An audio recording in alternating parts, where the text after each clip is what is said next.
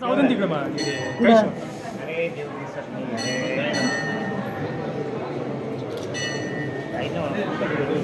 हो ना, थोडं क्रॉस उभे राहतात ना म्हणा. श्रीराम दिलेलेच पेढे आणलेत आम्ही. बरोबर.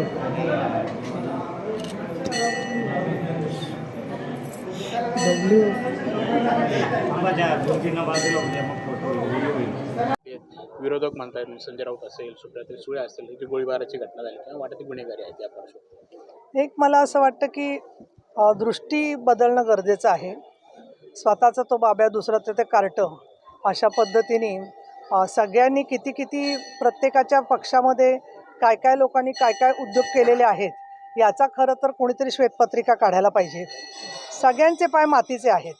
त्यामुळे राजकीय वैमनस्यातून काही वेळेला असे कायद्याचे प्रश्न जेव्हा तयार होतात तेव्हा मुख्यमंत्री उपमुख्यमंत्री हे सगळं त्याच्यात लक्ष घालून योग्य तो मार्ग काढत असतात. गुन्हा जो असतो झालेला त्या गुन्ह्यासाठी आपल्याकडे CRPC आणि IPCची न्यायालयीन कलमं आहेत. त्यानुसार ती सगळी प्रक्रिया चालत असते आणि त्यामुळे मला असं वाटतं की एकमेकावरती गुंड म्हणून नामानिधान करण्यापेक्षा जे ड्रग माफिया किंवा असे लोक कशाच्या आधारातून वाढले हे जर का पाहिलं तर मला असं वाटतं अजून खूप मोठ्या प्रमाणात राजकारणाचं शुद्धीकरण होण्याची गरज आहे. नाही मॅडम, तो आरोप सामान्य नागरिक आहे. याच्यामध्ये मंदिरात जे जे आत्तापर्यंत मी इच्छा व्यक्त केल्या होत्या त्यातल्या जवळजवळ बऱ्याचशा इच्छा पूर्ण झाल्या. परंतु शेतकऱ्यांचे प्रश्न किंवा विद्यार्थ्यांचे प्रश्न, महिलांच्या सुरक्षिततेचे प्रश्न याच्याबद्दल अजूनही रामराज्याप्रमाणे तो बदल जेवढा पाहिजे तेवढा झालेला नाही आहे. परंतु हे करण्यासाठी जी राजकीय इच्छाशक्ती पंतप्रधान नरेंद्र मोदीजींनी दाखवली, मग ते महिला आरक्षणाचं विधेयक असेल किंवा कायद्यांच्या संदर्भात तलाक पीडित महिलांना न्याय मिळवून देण्याचा विषय असेल किंवा राम मंदिर उभारण्याचा संकल्प असेल आणि अगदी नाशिकमध्ये त्यांनी ज्या प्रकारे इथे सगळा दौरा केला तो जो काय आम्ही तुमच्या माध्यमांच्या प्रमाणे पाहिला त्याच्यामुळे देशाचा नेता कसा असावं त्याचं एक त्यांनी सुंदर असं दर्शन दिलं आणि त्यामधून घराघरातल्या व्यक्तीपर्यंत अयोध्येतलं राम मंदिर आणि काळाराम मंदिर नाशिक या दोन्हीचं नातं दृढ झालं आणि त्या दृष्टिकोनातून मी तर अशी प्रार्थना केली.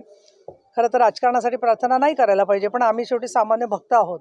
त्यामुळे पंतप्रधान नरेंद्र मोदी परत पंतप्रधान व्हावेत आणि आत्ताचं जे सरकार आहे राज्यामध्ये सन्माननीय एकनाथ शिंदे यांच्या नेतृत्वाखालचं तशाच पद्धतीने जनादेश मिळावा अशी मी ईश्वराकडे प्रार्थना केली. काही पण हे आलेत आज तुम्ही देखील काळारामाच्या दर्शनाला आलात. याच्यापूर्वी देखील अनेक वेळेला मी काळाराम मंदिरात आलेली आहे आणि रोजच मी ज्या प्रार्थना करते त्याच्यामध्ये विविध ठिकाणच्या मंदिरांमधल्या देवांच्या प्रार्थना करत असताना अयोध्येच्या श्रीरामप्रभूंच्या आणि सीतामाई लक्ष्मणांच्या बरोबर नाशिकच्या काळाराम मंदिरातल्या देखील काळाराम मंदिरातल्या मूर्तींचं मानसपूजा करत असते आणि त्यामुळे आज इथे आल्यावरती खूप आनंद वाटला. 22 तारखेला अयोध्येमध्ये श्री रामलल्लांचं मंदिरामध्ये त्यांची प्रतिष्ठापना झालेली आहे आणि म्हणून खूप वर्षापासून एक दुर्लक्षित असणारा जो विषय होता त्याला न्यायालयीन प्रक्रियेतून न्याय मिळाला आणि त्याच्यामध्ये हजारो लाखो लोकांना पुढच्या काळात दर्शनात सहभागी होता येणार आहे ह्याच्याबद्दल मला आनंद वाटतो. पण श्री रामप्रभू एक प्रतीक आहेत सुराज्याचं, एकवचनी असण्याचं आणि त्याचबरोबर समाजातल्या प्रत्येक घटकासाठी आणि कुटुंबियांसाठी वेळप्रसंगी वनवास संपादन करून त्याच्यानंतर परत राज्य मिळवून अनेक पिढ्या रघुवंश म्हणून ओळखला जातो आणि या दृष्टिकोनातून मी एका भारतीय ओळखीचं प्रतीक म्हणून श्री रामप्रभूंकडे पाहते. काळाराम मंदिरात आल्यावरती अर्थातच प्रार्थना केली आणि देवांच्याकडे बरेचसे संकल्प जे पूर्ण झाले त्याच्याबद्दल आभार मानले, कृतज्ञता व्यक्त केली आणि नवीन काही संकल्पही केले. इथे दर्शन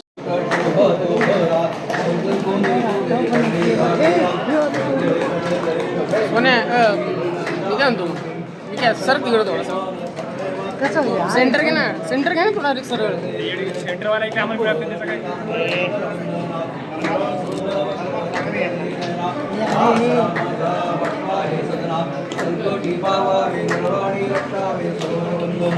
जय देव जय देव जय मंगलमूर्ती हो श्रीराजमूर्ती मात्रे मन कामनापूर्ती जय देव नाना देही नाना विराजे नाना नाट्यलीला सुंदर ब्रह्मांडी गाजे जय देव जय आत्मा रामा हो श्री आत्मा रामा मातम ज्योती ताज सीमा जय देव जय सीमा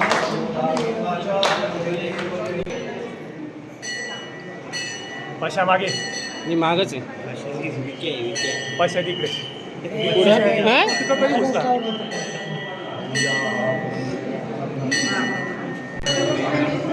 चला थांब थांब थांब थांब. ए सोन्या सोन्या तू लाईट. अरे इसा मागे ना. ओके ओके चला गर्दी कमी करा ना.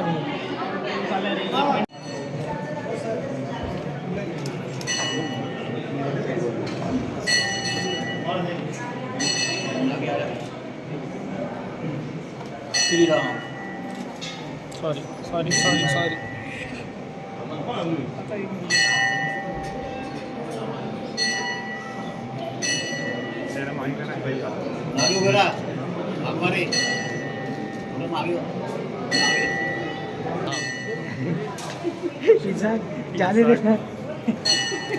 मागे एक एक अरे मेरे को एलसीडी तो दिख रहे एलसीडी.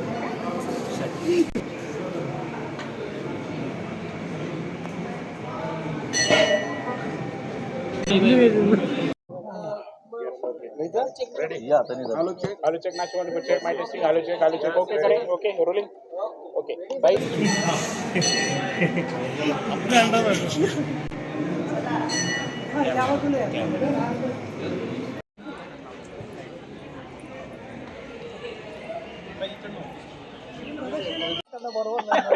तोच विचार चालू होता बरोबर आहे. दुपारची जी मीटिंग आहे ना ती 5 मुद्द्यांवर आहे आणि त्याच्यात अगदी सिरियस आहे ते, कारण 5ही जिल्हाधिकारी सगळे SPCP जॉईन होणार आहेत आणि जे विषय दुर्लक्षित राहतात त्या सगळ्या विषयांवरती बैठक आहे. त्यामुळे त्या पत्रकार परिषदेला सहकार्य करणार. 4 वाजता ना 4 वाजता. चला थँक्यू. दिलेला आहे. त्यानंतर त्यांनी जवळपास आता 2.5 ते 3 महिन्यांतही वाच्यता केली. मुख्यमंत्र्यांकडे तो राजीनामा आहे असं ते म्हणतायत आणि तो जिवंत आहे राजीनामा. मुख्यमंत्र्यांनी निर्णय घ्यावा, राज्यपालांकडे ते पाठवू शकतात. राजीनामा जिवंत असतो का राजीनामा खिशात असतो का राजीनामा दिलेला असतो परंतु न स्वीकारलेला असतो, असे रुग्णाप्रमाणे राजीनाम्याच्या सुद्धा बऱ्याचशा अवस्था मला दिसत आहेत. तर मी असं म्हणेन की हा विषय संपूर्ण मुख्यमंत्री आणि उपमुख्यमंत्री आणि राज्यपाल यांच्या अखत्यारीतला आहे. तेव्हा आपण सगळ्याच कॅबिनेटमध्ये आतमध्ये असं डोकावून पाहू नये. तो त्यांचा अधिकार आहे आणि त्याच्यात योग्य तो निर्णय सरकार घेईल. ठीक आहे. तर प्रत्येकाचा लोकशाहीमध्ये त्यांचा काही ना काही जो अधिकार असतो त्याचा मला असं वाटतं की त्याच्याबद्दल आपण योग्य ती सरकार दखल घेईल. पण मी असं वाचलं की मुस्लिम आरक्षणाबद्दलही ते बसणार आहेत उपोषणाला, तर तो विषय केंद्र सरकारच्या अखत्यारीतला आहे आणि कुठल्याही अल्पसंख्याक समाजाला किंवा धर्माच्या नावाने आरक्षण देण्याचा जो मुद्दा आहे तो घटनात्मक मुद्दा आहे आणि म्हणूनच महिला आरक्षणामध्ये OBC SC ST यांना आरक्षण देता आलं, परंतु अमुक एका समाजाच्या महिलांना आरक्षण देता येत नाही. याच्याबद्दल त्यांनी अजून माहिती करून घ्यावी असं मला वाटतं. छगन भुजबळ समाजात अशांतता पसरलेली आहे. कसं बघता याकडे, कसं तोडगा निघू शकतो? नाही, या संदर्भामध्ये सन्माननीय मुख्यमंत्री एकनाथ शिंदे, उपमुख्यमंत्री देवेंद्र फडणवीस आणि उपमुख्यमंत्री अजितदादा पवार यांनी वारंवार स्पष्ट केलेलं आहे की कोणाच्याही आरक्षणाला धक्का न लागता प्रत्येक समाजाच्या घटकातल्या विद्यार्थ्यांना शिष्यवृत्ती, शिक्षणाची संधी, त्याचबरोबर विविध लाभाच्या योजना या दिल्या जातील. त्याचबरोबर शिक्षणाचा दर्जा वाढवणं या दृष्टिकोनातून सुद्धा जोरात प्रयत्न चाललेले आहेत. तुम्हाला कल्पना आहे की IT सेक्टरमध्ये आणि संपूर्ण जगामध्ये आज भारतातली युवा शक्ती ही उद्योगक्षम आणि रोजगाराभिमुख म्हणून एक मोठी शक्ती मानली जाते. IT मधलं, त्याचबरोबर स्पेस एरोनॉटिक्समधलं, त्याचबरोबर विविध प्रकारचे कृत्रिम बुद्धिमत्ता आणि आज मी पाहिलं जळगाव, अहमदनगर वगैरे प्रत्येक भागामध्ये ज्या प्रकारनी कृषी क्षेत्राशी संबंधित उद्योग येत आहेत उत्तर महाराष्ट्रामध्ये, ते पाहिलं तर गेल्या 5-6 वर्षामध्ये सगळं चित्र पालटत चाललेलं आहे. आणि म्हणून धार्मिक पर्यटन हे उद्योगाप्रमाणे जर का अनेक ठिकाणी वापरलं गेलं तर मोठ्या प्रमाणात तो रोजगाराचा सुद्धा विषय होऊ शकतो. आणि म्हणून मला असं वाटतं की या विषयांच्यावरती मतभेद असतील तरी मनभेद न होऊ देता आज प्रत्येक तरुण जर का स्वतःच्या जातीची पट्टी डोक्यावर चिकटवण्यात धन्यता मानतो आहे तर त्याच्याऐवजी आपण समाज म्हणून एक आहोत आपण राष्ट्र म्हणून एक आहोत, राष्ट्रीयत्व म्हणजेच हिंदुत्व, ही हिंदुहृदय सम्राट बाळासाहेब ठाकरे यांची जी व्याख्या होती त्या भूमिकेतून आपण सगळ्यांनी मिळून एकमेकासाठी तोडगा काढला पाहिजे. कारण हीच माणसं जेव्हा परदेशात जातात तेव्हा भारतीय म्हणूनच त्यांची ओळख असते आणि म्हणून जातीचा प्रत्येकाला न्यायाचा अधिकार आहे. पण त्यासाठी म्हणूनच एकनाथ शिंदे यांनी तेढ न वाढवता, मनभेद न होऊ देता काम करण्यासाठी सरकारचा प्रयत्न चाललेला आहे. मनोज जरांगे पुन्हा या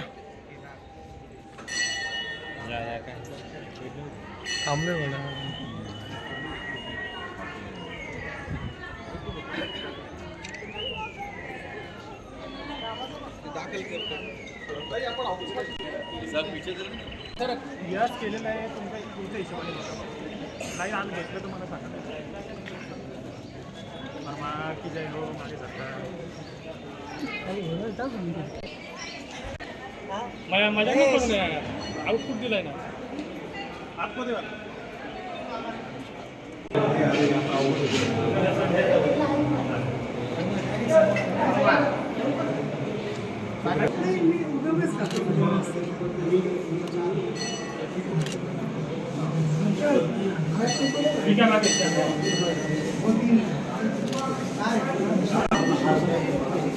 मुख्यमंत्री एकनाथ शिंदेवर गंभीर आरोप केले, त्यांच्याकडे करोडो रुपये दिलेले, त्यामुळे त्यांच्यावर ईडी मनी लॉन्ड्रिंगची गुन्हा दाखल करावा असे संजय राऊतांनी मागणी केली आहे.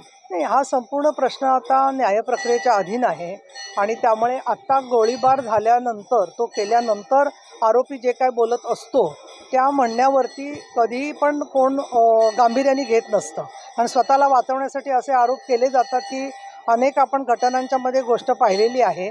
आणि अशा जे तक्रारी असतील तर त्या जोपर्यंत त्या दोघांच्या अंतर्गत विषय आहेत त्याच्यामध्ये इतरांची काही तक्रार असणं किंवा त्यांनी बोलण्याचं कारण नाही आहे.